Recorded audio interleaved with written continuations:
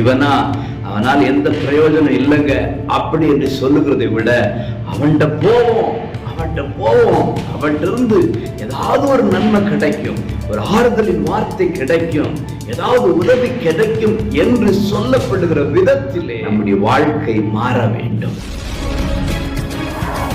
பிரியமானவர்களே, இயேசுவின் இன்ப நாமத்திலே உங்களை மனதார வாழ்த்துகிறேன்.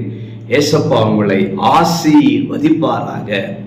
பிலமோன் 1:11 முன்னே அவன், அதாவது ஒனேசிமோ, உமக்கு பிரயோஜனம் இல்லாதவன், இப்பொழுதோ உமக்கும் எனக்கும் பிரயோஜனம் உள்ளவன்.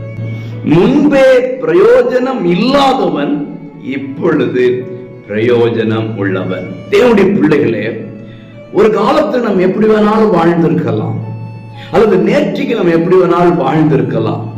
பழைய காலத்தை நம்ம நினைச்சு ஐயோ இப்படி வாழ்ந்துட்டேனே அப்படிங்கிறத விட்டுட்டு இன்றைக்கு நம்ம எப்படி வாழ்கிறோம், இனிமே எப்படி வாழ போகிறோம் அப்படிங்கிறத நாம் நினைக்க வேண்டும். பிரயோஜனம் இல்லாத வாழ்க்கை விட்டுருங்க.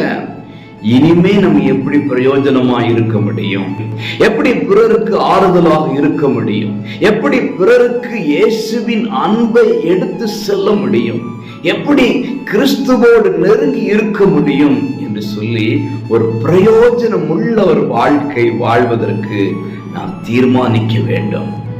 பிரயோஜனம் இல்லாத வாழ்க்கை மாறி பிரயோஜனம் உள்ளவள் என்று சொல்லுகிற வாழ்க்கைக்கு ஆண்டவர் நம்மை மாற்றப் போகிறார். ஆகவே பிரயோஜனம் இல்லாத வாழ்க்கை மாறி பிரயோஜனம் உள்ள வாழ்க்கை கடந்து வருகிறது, உங்களுக்கு கடந்து வருகிறது. God bless you.